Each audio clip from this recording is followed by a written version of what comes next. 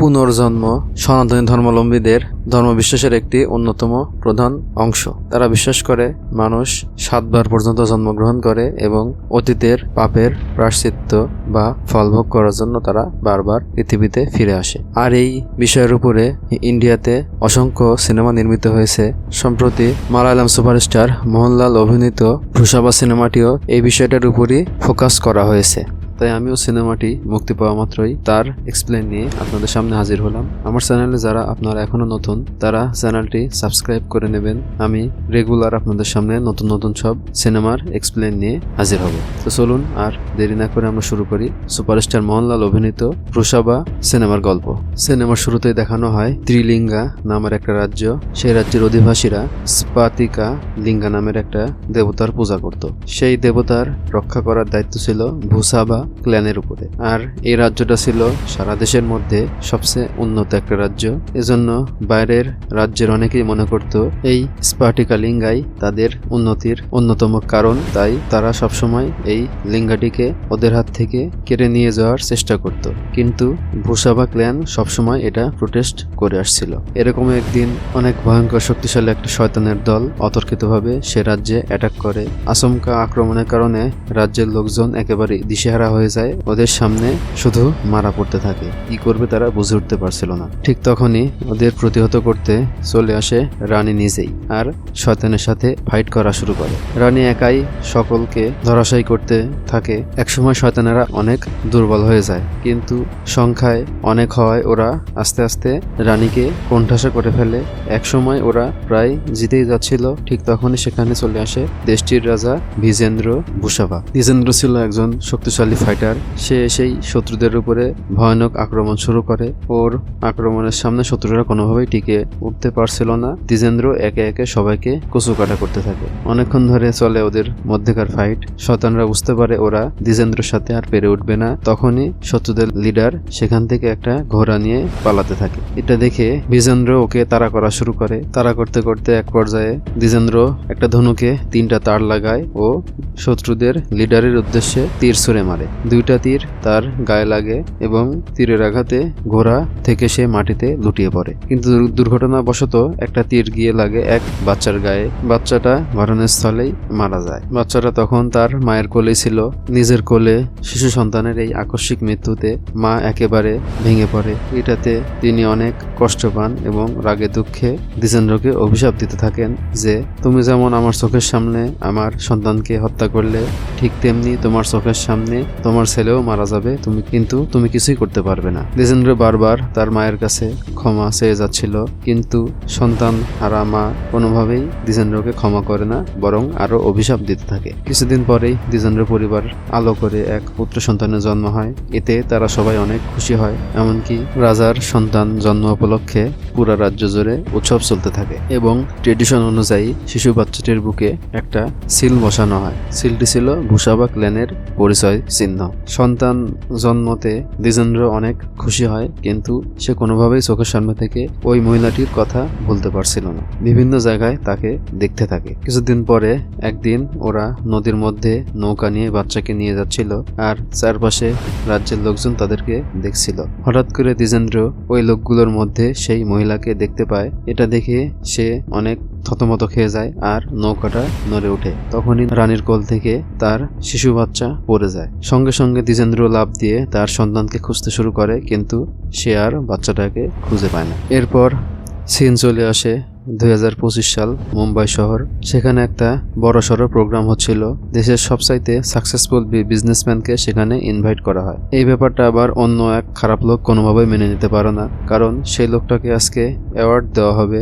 কিছুদিন আগে তার কোনো নামগন্ধই ছিল না। হঠাৎ করে সে এসে এত বড় একটা বিজনেসে সাইন করে ফেলেছে। এই কারণে সে বিষয়টা কোনোভাবেই মেনে নিতে পারছিল না আর তাকে মারার প্ল্যান করে বসে ও একটা লোক ঠিক করে। দেখা যায় অনেকগুলো লোক চলে আসে ওই বিজনেসম্যানকে মারার জন্য, কিন্তু সেখানে গিয়ে তো ওরা চমকে যায়। এখানে তো সেই বিজনেসম্যানটা ছিল না, তার ছেলের সঙ্গে সাক্ষাৎ হয়ে যায় ওদের। আসলে সে বিষয়টা জানতে পেরে তার সন্তানকে এখানে পাঠিয়ে দেয়। ছেলেটি একে একে সকল গুন্ডাদেরকে মারতে থাকে, একেবারে তুলার বস্তার মতো মারতে থাকে। সে এতগুলো মানুষকে মেরে সে ভর্তা বানিয়ে ফেলে। ওর নাম ছিল তেজ ভার্মা। সে বারবার বলতে থাকে আমার বাবাকে মারার আগে তার ছেলেকে মারতে হবে। এদিকে দেখা যায় সেই প্রোগ্রামে চলে আসে বিজনেসম্যানটা। ওর নাম ছিল আদি দেবা ভার্মা। এই অ্যাওয়ার্ডটা পেয়ে সেও অনেক খুশি হয়ে যায় এবং উপস্থিত দর্শক ও ম্যানেজমেন্টের উদ্দেশ্যে ধন্যবাদ জানিয়ে একটা সুন্দর বক্তব্য প্রদান করে। প্রোগ্রাম শেষ করে সে বাড়িতে চলে আসে। দেখা যায় ওদের বাবা ছেলের মধ্যে একদম বন্ধুর মতো সম্পর্ক।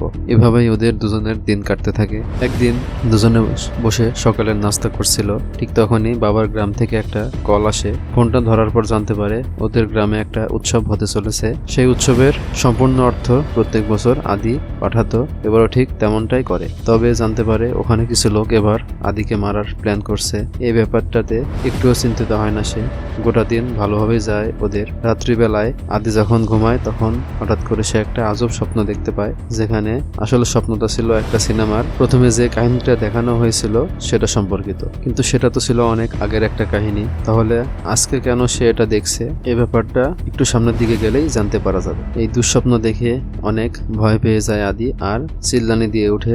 সাথে সাথে বাবার রুমের মধ্যে চলে আসে তেজ আর বাবাকে শান্ত করতে থাকে। এরপর তেজের কোলের উপর ঘুমিয়ে যায় আদি। আসলে ওর এমন সমস্যা হর হামেশাই হতো। পরদিন সকালবেলাতে তেজ চলে আসে একটা ডাক্তারের কাছে দেখা করার জন্য।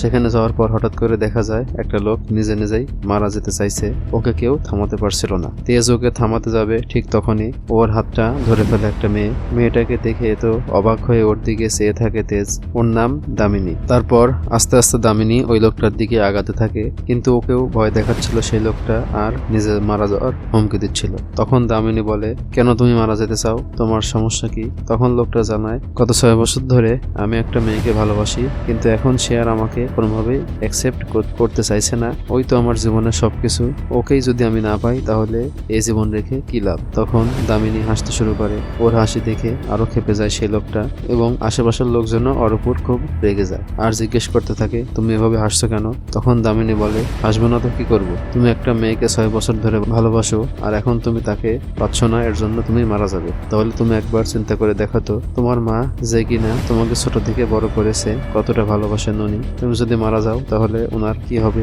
এটা শুনে ইমোশনাল হয়ে যায় ছেলেটা আর নিজের সিদ্ধান্ত পরিবর্তন করতে বাধ্য হয়। এই ব্যাপারটা দেখে দামিনীর উপরে অনেক ইমপ্রেসড হয়ে যায় তেজ। তারপর ওরা দুজনে চলে আসে একটা ডাক্তারের কাছে।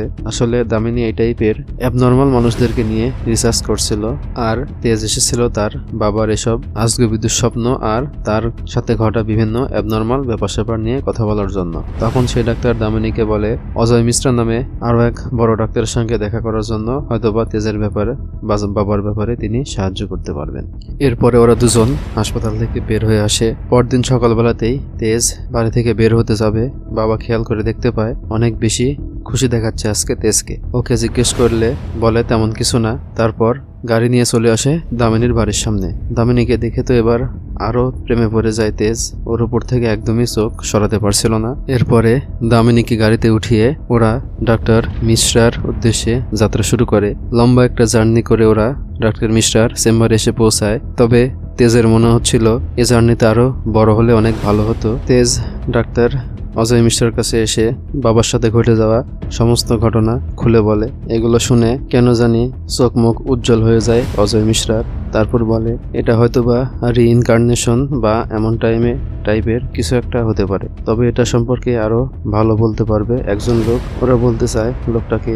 তখন অজয় মিশ্রা বলে ওনার নাম হচ্ছেন বাবা ভারা রুদ্রা। উনি নাকি এ সকল অলৌকিক জিনিসপত্রের উপরে পারদর্শী। সেদিন রাতের বেলা ওরা দুজন চলে আসে রুদ্রার কাছে। ওনার সাথে কথা বলার অনেক চেষ্টা করে, তিনি একদমই কথা বলছিলেন না। এরকম ভালোভাবে অনেকক্ষণ ধরে বলে, কিন্তু তারপরেও কোনোভাবে কোনোভাবেই কথা বলাতে পারে না রুদ্রাকে নিয়ে। তারপর একবার খানিকটা রেগে যায় রুদ্রা, তখনই কথা বলা শুরু করে তেজ।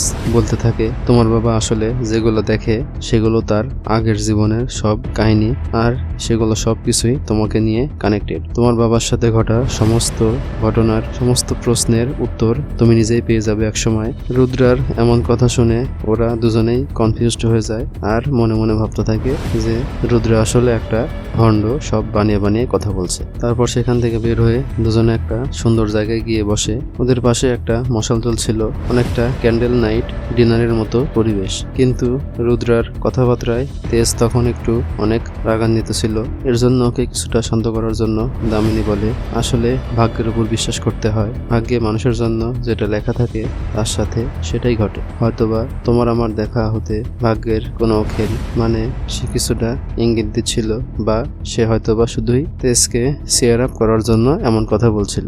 এরপরে দামিনী তেজের কপালে একটা চুমু খায়, এটাতে অনেক খুশি হয়ে যায় তেজ।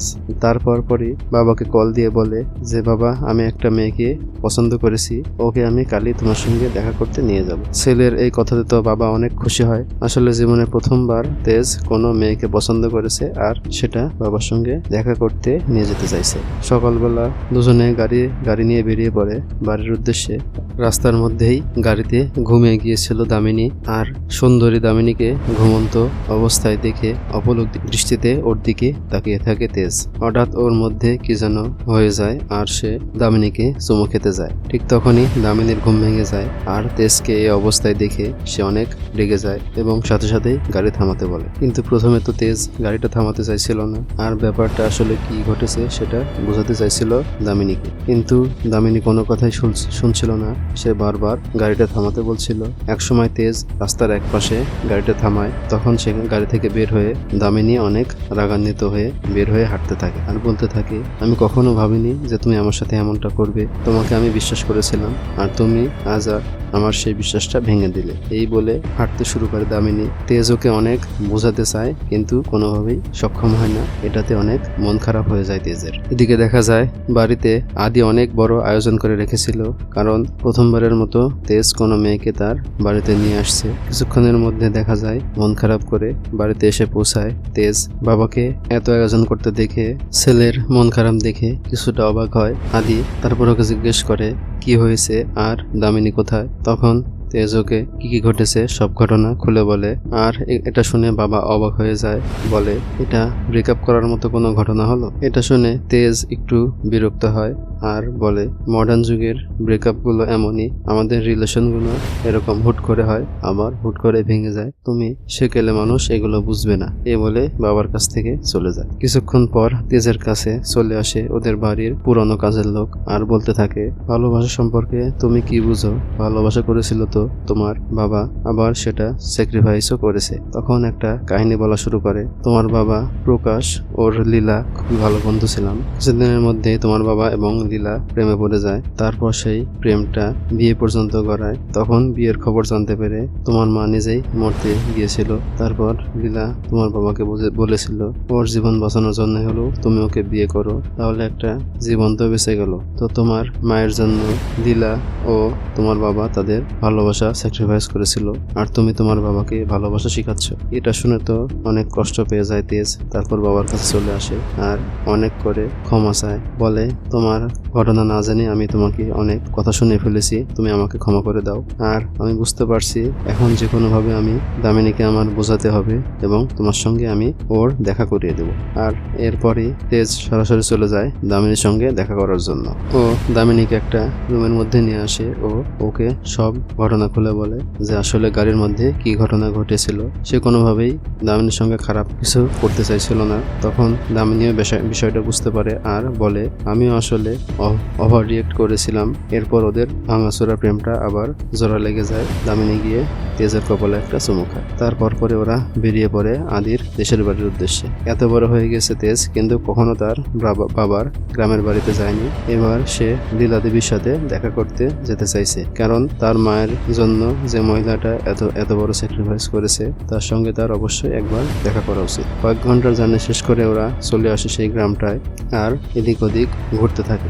ওর এক চাচা আসার কথা ওকে পিক করার জন্য। ওনার আসতে একটু দেরি হওয়ার জন্য ওরা দুজনে ঢুকে পড়ে একটা মন্দিরের ভিতরে। সেখানে গিয়ে একটা শিবের মূর্তি দেখে দামিনী ভক্তি ভরে পূজা করতে থাকে, কিন্তু ওই মূর্তিটার দিকে একবার তাকিয়েই অবাক হয়ে যায় তেজ। আর হঠাৎ ওর যেন কি হয়ে যায় আর অজ্ঞান হয়ে যায়। ওর যখন জ্ঞান ফিরে তখন দেখা যায় একটা ঘরের মধ্যে এনে রাখা হয়েছে। ওর পাশেই ট্রিটমেন্ট করছিল একটা ডাক্তার, আর সাইডে দাঁড়িয়েছিল প্রকাশ, লীলা দেবী ও দামিনী। কিছুক্ষণের মধ্যেই তেজকে আর একটা ঘুমের ইঞ্জেকশন দিলে সে আবারও ঘুমিয়ে পড়ে। অনেকক্ষণ ঘুমানোর পর সে সুস্থ হয়ে যায়। এর মধ্যে আদির কাছে কল দিয়ে সবকিছু ওকে জানিয়ে দেওয়া হয়েছে, তাই তাড়াহুড়া করে আদিও বের হয়ে পড়ে ওর গ্রামে আসার জন্য। ডাক্তার চলে যাওয়ার পরপরই প্রকাশ লীলাকে বলে তেজের সম্পর্ক, সে যে আদির ছেলে। এটা শুনে কেন জানি অনেকটা শক খায় লীলা দেবী। এভাবে কয়েক ঘন্টা পার হয়ে যায়। এখন মোটামুটি সুস্থ হয়ে গিয়েছে তেজ। তখন প্রকাশ ওকে বলতে থাকে, এখান থেকে তোমার তাড়াতাড়ি চলে যাওয়ার দরকার। কিন্তু কেন এটা বলছে তেজ তা বুঝতে পারে না। কিছুক্ষণের মধ্যেই ওই বাড়ির বাইরে চলে আসে কিছু গুন্ডা পান্ডা। আসলে ওদের রাগ ছিল তেজের বাবা মানে আদির উপরে। ওদের কাউকেই তো ঘরের ভিতরে ঢুকতে দিচ্ছিল না প্রকাশ, কিন্তু তারপরও জোর করে একজন ভিতরে ঢুকে সাথে সাথেই সে উড়ে গিয়ে বাড়ির বাইরে এসে পড়ে। আসলে তেজই ওকে মেরে আকাশে উড়িয়ে দিয়েছিল। তারপর সে বাইরে এসে বাইরে থাকা সকল গুন্ডাদের সাথে ফাইট করা শুরু করে। এতগুলো মানুষ কোনোভাবেই তেজের সঙ্গে ফাইটে পেরে উঠছিল না। অনেকক্ষণ ধরেই চলে ফাইট, কিন্তু গুন্ডারা ছিল সংখ্যায় অনেক। এক পর্যায়ে ওরা তেজকে ঘায়েল করতে শুরু করে। কিছুক্ষণ এভাবে চলার পর অনেকটাই কাবু হয়ে যায় তেজ। এবার একজন ওকে জানে মেরে ফেলতে যাবে, ঠিক তখনই সেখানে চলে আসে আদি আর নিজের ছেলেকে বাঁচিয়ে নেয়। এরপরে তুমুল তাণ্ডব লীলা শুরু করে আদি। কাউকে এসে ছাড় দিচ্ছিল না, একে একে সবাইকে কচুকাটা করতে থাকে। তেজও একসময় বাবার সাথে জয়েন হয় এবং দুজনে মিলে সমস্ত গুন্ডাদেরকে একেবারে ঘায়েল করে ফেলে। আহত গুন্ডারা তখন সেখান থেকে পালিয়ে যায়। দুই বাবা ছেলের হাতেই তখন একটা করে চাকু ছিল। কিছুক্ষণ পরে মারামারির স্থলে এসে পৌঁছায় লীলা। ওকে দেখেই কেমন যেন হয়ে যায় তেজের, আর অকল্পনীয় একটা ব্যাপার ঘটে যেটা কেউ কোনোভাবে আশা করছিল না। আচমকা আদির পেটের মধ্যে চাকুটা ঢুকিয়ে দেয় তেজ, মানে নিজের বাবাকে নিজেই চাকু মারলো। ব্যাপারটা দেখে তো সবাই অবাক, কারণ ওদের বাবা ছেলের মধ্যে তো অনেক বন্ধুত্বপূর্ণ সম্পর্ক ছিল। তাহলে তেজ এমনটা কেন করলো? এর কারণটা একটু সামনে আমরা জানতে পারবো। তবে সবার চেয়ে বেশি অবাক হয়ে যায় বাবা। এরপরে তেজ বাবাকে আরো কয়েকবার ছুরিকাঘাত করে। তারপর উপস্থিত লোকজন ওকে থামায় এবং সবাই ধরাধরি করে আদিকে হাসপাতালে নিয়ে যায়। হাসপাতালে আদির যখন জ্ঞান ফিরে, সে তখন আশেপাশে তাকিয়ে তেজকে দেখতে পাচ্ছিল না। এই কারণে সে অনেক উত্তেজিত হয়ে পড়ে এবং বারবার ছেলেকে খুঁজতে থাকে। তারপর ওকে একটা রুমের মধ্যে আনা হয়। দেখা যায় তেজকে শিকল দিয়ে বেঁধে রাখা হয়েছে। এটা দেখে আদি অনেক কষ্ট পায় আর তেজের কাছে গিয়ে বলে, আমার ছেলেকে কেন এভাবে বেঁধে রেখেছো তোমরা? তেজের কাছে যাওয়ার সাথে সাথে তেজ তো আবারও আগের মতো রাগান্বিত হয়ে যায় আর আদির গলা চেপে ধরে। এতে শ্বাসরুদ্ধ অবস্থা হয়ে যায় আদির। ওর শরীরে যতটুকু কষ্ট পেয়েছে তার চেয়ে বেশি আঘাত পায় সে মনের ভিতর, কারণ নিজের ছেলে ওকে মারছে, কিন্তু এর কারণটা সে জানে না। এমনকি বাবাকে লাথি মেরে ফেলে দেয় তেজ। তাই আদি আর কিছু বলে না, অনেক দুঃখ ভারাক্রান্ত মন নিয়ে অন্য রুমে চলে আসে। তখন সমস্ত ব্যাপার খুলে বলতে থাকে দামিনী। তেজের এই চেহারাটা এর আগেও সে একবার দেখেছিল। ওরা দুজন যখন ওই বাবার কাছে গিয়েছিল, বাবা তখন কি বলেছিল এই সব কিছু আদিকে সে খুলে বলে। তখন আদি বলে, আমাকে এখন ওই বাবার সঙ্গে কথা বলতে হবে, জানতে হবে এর পিছনে কি ঘটনা রয়েছে। এরপরে আদি দামিনী ও লীলাকে নিয়ে ওই বাবার সঙ্গে দেখা করার উদ্দেশ্যে বের হয়ে পড়ে। বাবা ওদেরকে দেখেই তো বুঝে গিয়েছিল যে ওরা কেন এখানে আসতেছে। এরপরে ওরা বাবার সামনে যাওয়া মাত্রই সে বলা শুরু করে, তোমাদের মনে এখন অনেক প্রশ্ন, কেন তেজ এমন করছে, কি বা হয়েছে ওর সঙ্গে। এই সমস্ত প্রশ্নের উত্তর তোমরা নিজেরাই জানতে পারবে, শুধু আমি তোমাদেরকে একটা জিনিস দেখাবো। তখন বাবা তার শক্তি ব্যবহার করে অতীতে ঘটে যাওয়া ঘটনাগুলো দেখাতে থাকে। কাহিনীটা চলে যায় অনেক পিছনে। ক্ল্যানের ওই গ্রামটার খুবই বাজে অবস্থা হয়ে যায়, কেননা সেখানে ঠিকভাবে ফসলাদি হচ্ছিল না।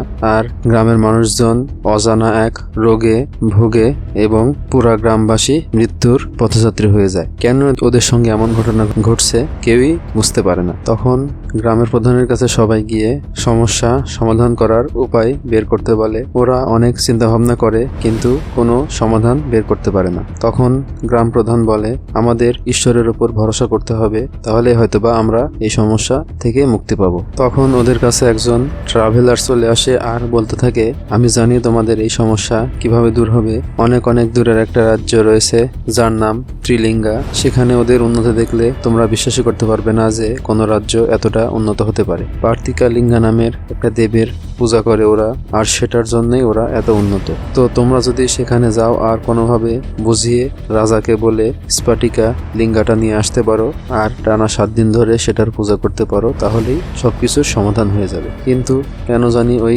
রাজ্যটার নাম শুনেই চমকে ওঠে গ্রাম প্রধান আর বলে, কোনোভাবে এটা করা পসিবল না।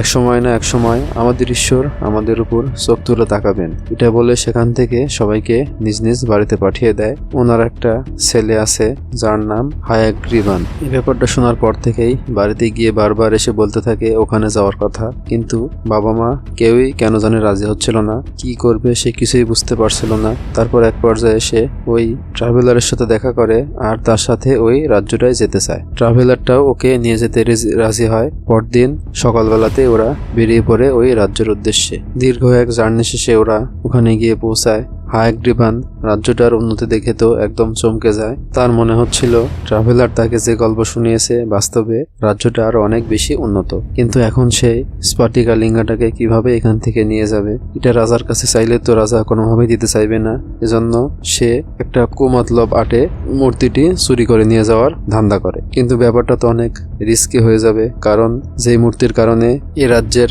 উন্নতির প্রধান কারণ, সেটাকে তো রাজ্যের লোকজন কোনোভাবেই হাতছাড়া করতে চাইবে না। কড়া পাহারা দিয়ে রেখেছে, তারপরেও সে জিনিসটা চুরি করার প্ল্যান করতে থাকে। এরপরে রাজা বিজেন্দ্র ভূষাবাকে দেখা যায়, তিনি তার বউকে ফাইট শেখাচ্ছিলেন। হঠাৎ রাজ্যের সেনাপ্রধান সেখানে চলে আসে আর রাজাকে জানায়, মহারাজ, আমাদের স্ফটিকা লিঙ্গাটাকে একটা ছেলে চুরি করতে চেয়েছিল এবং তাকে সঙ্গে সঙ্গে গ্রেপ্তার করা হয়েছে। ওর একটা ব্যবস্থা করতে হবে। ও কিভাবে সাহস পায় বাইরে থেকে এসে আমাদের পবিত্র মূর্তিটাকে চুরি করতে চায়। রাজদরবারে ছেলেটাকে শাস্তি দেওয়ার কার্যক্রম শুরু হয়। কিছুক্ষণ পরে সেখানে চলে আসে বিজেন্দ্র। হায়াগ্রীবানকে বিজেন্দ্রর সামনে হাজির করা হয়। এরপরে সেনাপ্রধান রাজ্যের নিয়ম বলতে থাকে যে কোন কোন কাজের জন্য কি শাস্তি পেতে হবে। হায়াগ্রীবানকে দেখে রাজা প্রচন্ড রেগে যায় আর বলে, তুমি এত বড় সাহস কিভাবে পেলে? এই কাজ করার আগে তোমার বুকটা একবারও কাঁপলো না? তখন হায়াগ্রীবান তার গ্রামে ঘটে যাওয়া সমস্ত কাহিনী খুলে বলে। তার গ্রামের মানুষদের ভালোর জন্যই সেখানে এসেছিল এই জিনিসটা নেওয়ার জন্য। আর এখন যেহেতু সে ধরাই পড়ে গিয়েছে, তাহলে ওর সাথে কিছু সিপাহীকে পাঠাতে বলে ওই জিনিসটা নিয়ে। সে নিজের গ্রামে গিয়ে জিনিসটার পূজা করবে, এরপরে আবার মূর্তিটাকে তাদের কাছে পাঠিয়ে দেবে। এই কথাটা শুনে রাজা তার অনেক বেশি রেগে যায়। বলতে থাকে, তোমার তো সাহস তো কম না, তুমি একাই চলে এসেছো আমাদের রাজ্য থেকে মূর্তি চুরি করতে, কিন্তু তুমি যতই চাও কখনোই তোমাকে এই মূর্তিটি দেওয়া হবে না। এটা শুনে একটু রেগে যায় হায়াগ্রীবান আর বলতে থাকে, আমি আপনাকে চ্যালেঞ্জ করলাম, আমার সাথে আপনি ফাইট করেন। যদি আমি জিতে যাই, স্ফটিকা লিঙ্গাটাকে আমার সাথে আমার গ্রামে নিয়ে যাব, আর যদি হেরে যাই তাহলে আপনার যা ইচ্ছা আমার সঙ্গে তাই করবেন। এই কথা শুনে রাজপরিষদের সকলে প্রচন্ড রেগে যায় অর্পুরে। তবে রাজা বলে, তোমাকে তো আগেই বলেছিলাম যে তোমার সাহস আছে, সেটা তো বলতেই হবে। তোমার সাহসের প্রশংসা করি। আচ্ছা ঠিক আছে, যাও, আমি তোমার সঙ্গে ফাইট করতে রাজি হলাম। আগামীকালকে আমাদের মধ্যে ফাইট হবে। রাজার এই কথা শুনতে রাজপরিষদের সবাই খুব রেগে যায়। বলে, রাজা কেন এমনটা করছে? যে একজন এসে রানীকে বিষয়টা জানায়। তখন রানী বলে, রাজা যদি ডিসিশন নিয়েই থাকে তাহলে চিন্তার কিছু নেই, সে ভেবে চিন্তাই এই সিদ্ধান্তটা নিয়েছে, আর রাজা ফাইটটা ঠিকভাবে সামলে নেবে, তোমরা চিন্তা করো না। পরদিন সকালবেলাতেই খুব মহাসমারোহে ওদের মধ্যে ফাইট শুরু হয়। দুজন সমান তালে ফাইট করতে থাকে, কেউ কাউকে ছাড় দেয় না, যেন বাঘে সিংহে লড়াই। অনেকক্ষণ ধরে ফাইট চলতে থাকে। যুদ্ধের এক পর্যায়ে রাজার তলোয়ার গিয়ে লাগে হায়াগ্রীবানের বুকে, আর তার বুক থেকে খানিকটা কাপড় সরে যায়। তখনই ভালো করে খেয়াল করে দেখে ওখানে একটা সিল মারা, আর ওটা ছিল ভূষাবা ক্ল্যানের লোগো। তখন রাজার মনে পড়ে যায় তার ছোটবেলায় হারিয়ে যাওয়া ছেলের সম্পর্কে, যে কিনা নদীর মধ্যে পানিতে পড়ে গিয়েছিল, আর হায়াগ্রীবানই হচ্ছে বিজেন্দ্রর হারিয়ে যাওয়া সেই ছেলে। এরপরে বিজেন্দ্র লড়াইয়ে খেই হারিয়ে ফেলে, কেননা সে তো আর নিজের ছেলেকে মারতে পারে না। আর বিজানুরের এই দুর্বলতার সুযোগে হায়াগ্রীবান ওর উপর চড়াও হয় এবং মারতে মারতে এক পর্যায়ে তরোয়ালটা হাত থেকে ছিটকে গিয়ে পড়ে। এটাতে একটু মনক্ষুণ্ণ হয় হায়াগ্রীবান আর বলে, আমি কোনো নিরস্ত্র মানুষকে মারতে পারি না, আর আপনি কেন অযথা আমার সঙ্গে ফাইট করতে এসেছেন? আপনার তো অনেক বয়স হয়ে গিয়েছে, আপনাকে দিয়ে মনে হয় আর রাজ্য চালানো সম্ভব না। এভাবে আরো অনেক বাজে বাজে কথা বলে রাজাকে টিস করতে থাকে। তার এই উদ্ধত্যপূর্ণ কথা শুনে উপস্থিত রাজ পরিষদ ও রাজ্যের লোকজন সবাই অনেক রেগে যায়। হায়াগ্রীবান আরো বলে, আপনি আরো ট্রেনিং করুন, আপনার যখন মনে হবে আপনি আমার সঙ্গে লড়াই করতে প্রস্তুত তখন আসবেন, আমি এখানেই আছি আপনার অপেক্ষায়। কিন্তু আসলে বিজেন্দ্র যে ইচ্ছা করেই ওর কাছে পুরো শক্তি দিয়ে ফাইট করছে না সেটা তো প্রকাশ করে না। এভাবে কেটে যায় কয়েক ঘন্টা। হঠাৎ করেই মাস্ক পরা একজন চলে আসে সেই ফাইট স্থলে। সবাই মনে করেছিল হয়তোবা এটাই রাজা। এরপরে দুজনের মধ্যে আবার তরোয়াল লড়াই শুরু হয়। দুজনে হাড্ডাহাড্ডি লড়াই করছিল। এক পর্যায়ে হায়াগ্রীবান মাস্ক পরা লোকটিকে কাবু করে ফেলে আর তার তরোয়াল চালিয়ে দেয়, আর সেটা গিয়ে ওই মানুষটার গলা বরাবর লাগে আর দেহ থেকে মাথা বিচ্ছিন্ন হয়ে যায়। কিছুক্ষণ পরেই গ্রাম প্রধান চলে আসে লড়াই স্থলে, এসেই লড়াই থামাতে বলে, কিন্তু ততক্ষণে অনেক দেরি হয়ে গিয়েছে। দেখা যায় গ্রাম প্রধানের পিছে পিছেই আসে ওই রাজা। তাহলে এতক্ষণ হায়াগ্রীবানের সঙ্গে কে ফাইট করছিল? একটু পরেই জানা যায় আসলে ওটা ছিল রাজ্যের রানী, মানে আসলে এতক্ষণ হায়াগ্রীবানের সঙ্গে রাজা নয় রানী ফাইট করছিল। তখন সেই গ্রাম প্রধানটা বলতে থাকে, তুই তো অনেক বড় পাপ করে ফেললি, যাকে তুই মেরে ফেললি সে হচ্ছে তার মা আর রাজা হচ্ছে তার বাবা। এটা শুনে তো উপস্থিত সকলে চমকে যায়, আর হায়াগ্রীবান কোনোভাবেই বিষয়টা বিশ্বাস করতে পারছিল না। তখন ওর বাবাকে সবকিছু খুলে বলতে বলে, ওই যে সিনেমার শুরুতে দেখা গিয়েছিল পণ্ডিত রানীকে বলে দিয়েছিল যে আপনার ছেলের উপরে ঘোর বিপদ রয়েছে, আপনার স্বামী এবং আপনার ছেলে একসাথে থাকলে ওদের মৃত্যু নিশ্চিত। তখন রানী চিন্তা করতে থাকে যে কি করা যায়। একবার তিনি তার এক মেয়েটিকে তার বাচ্চাকে নিয়ে অনেক দূরে কোথাও চলে যেতে বলে, আর এই রাজ্যে কোনোদিনও যেন ফিরে না আসে এটাও জানায়। অন্য কোনো উপায় না থাকলে বাচ্চাটিকে নিয়ে ওদেরকে দূরে যেতে হবে, কারণ হাজার হলেও রানীর আদেশ। সব কথা শুনে একদমই ভেঙে পড়া হায়াগ্রীবান কি করবে সে বুঝতে পারছিল না এবং নিজেকে অনেক অপরাধী ভাবতে থাকে। রাজা তখন বলে ওঠে, তোমার কোনো দোষ নেই, সব দোষ আমার। কিন্তু হায়াগ্রীবান বাবার আশ্বস্ত বাণী কোনোভাবেই মেনে নিতে পারে না এবং বারবার মাকে হত্যার জন্য অনুশোচনা ও অনুতপ্ত হতে থাকে আর বলে, আমি অনেক বড় পাপ করে ফেলেছি আর সমস্ত পাপের মূলে রয়েছে তুমি, তোমাকে আমি কোনোদিনও ক্ষমা করব না। এই জীবনে না পারি অন্য কোনো জীবনে এসে তোমাকে মারার জন্য আমি ফিরে আসব। এই বলে নিজের জান নিজেই নিয়ে নেয় হায়াগ্রীবান। রাজা ওকে অনেক ঠেকাতে চায় কিন্তু কোনো লাভ হয় না। কাহিনী আবার বর্তমান সময়ে চলে আসে। এই সমস্ত ব্যাপার স্যাপার ওরা তিনজনে দেখতে পায় আর সবকিছু বুঝতে পারে। তখন বাবাকে জিজ্ঞেস করে, কোনো কি উপায় আছে এই ব্যাপারটা ঠিক করার? বাবা জানায়, আমার হাতে তেমন কোনো উপায় জানা নেই, তবে সামনে যে উৎসবটা আসছে সেটাতে আমরা ট্রাই করে দেখতে পারি কোনো কিছু করা যায় কিনা। কয়েকদিন পরে গ্রামের সেই উৎসবের সময় চলে আসে। অনেকগুলো তান্ত্রিক মিলে একটা যজ্ঞ করতে থাকে। হয়তো এভাবেই কোনো না কোনো ভাবে ব্যাপারটা ঠিক করা সম্ভব। তেজ আবারও ঠিক হয়ে যায়। বাবা ছেলের মধ্যে আগের মতোই মিল দেখা যায়। কিছুক্ষণের মধ্যেই সেখানে চলে আসে লীলা দেবী। ওকে দেখা মাত্রই তেজ আবারও পরিবর্তন হয়ে যায় এবং বাবার দিকে রাগান্বিত দৃষ্টিতে তাকাতে থাকে। অনেক তান্ত্রিক মিলে তেজকে থামানোর চেষ্টা করে, তবে কোনো লাভই হচ্ছিল না। তেজের শরীরে তখন অসুরের মতো শক্তি, আর ও বাবার সাথে ফাইট করতে চায়। কি করবে বাবা বুঝতে পারছিল না। তখন সে শিব দেবতার কাছে প্রার্থনা করতে থাকে তার ছেলেকে ভালো করার জন্য। অনেকক্ষণ ধরে প্রার্থনা করে আদি। এদিকে ওকে মারার জন্য তেজ একদম কাছাকাছি চলে আসে এবং আদিকে মারে, কিন্তু অলৌকিকভাবে ঈশ্বর এসে সেখান থেকে আদিকে বাঁচিয়ে দেয় এবং তেজ তার জ্ঞান ফিরে পায়। তখনই দেখা যায় হায়াগ্রীবানের আত্মা উপরের দিকে গিয়ে ওর মায়ের সাথে মিলে যায়। মা তখন ওকে বলতে থাকে, বাবা তোর কোনো দোষই ছিল না, এমনকি তোর বাবারও কোনো দোষ ছিল না, আমাদের ভাগ্যটাই ছিল এরকম, এর জন্য এরকম হয়েছে, তুই তোর বাবার ওপর কোনো অভিমান রাখিস না। মায়ের এই কথাতে হায়াগ্রীবান সন্তুষ্ট হয় এবং তেজকে ছেড়ে দেয়। এরপরে তেজ ও আদি একে অপরকে জড়িয়ে ধরে। বাবা ছেলের এই মিল হওয়াতে গ্রামের লোকজন অনেক খুশি হয়, তবে খুশিটা খুব বেশিক্ষণ স্থায়ী থাকে না। কিছুক্ষণের মধ্যে মধ্যে দেখা যায় আদির সঙ্গে কিছুক্ষণ আগে গ্রামের যে লোকগুলোর গ্যাঞ্জাম হয়েছিল ওরা আবার মারতে আসে। তবে এবার বাবা ও ছেলে মিলে দুজনকে একদম কচু কাটা করতে থাকে, সবাইকে মেরে একদম ভর্ত বানিয়ে ফেলে। তখন তেজ একটা তরোয়াল দিয়ে একজনকে মারতে চায়, তবে আদি ওকে থামিয়ে দেয় এবং পুরো পরিবার একসাথে উৎসব পালন করে। আর এভাবেই শেষ হয় ভ্রুসাবা সিনেমাটি। তো গাইস, কেমন লাগলো সুপারস্টার মোহনলাল অভিনীত ভ্রুসাবা সিনেমার বাংলা এক্সপ্লেইন তা অবশ্যই কমেন্টে জানাবেন।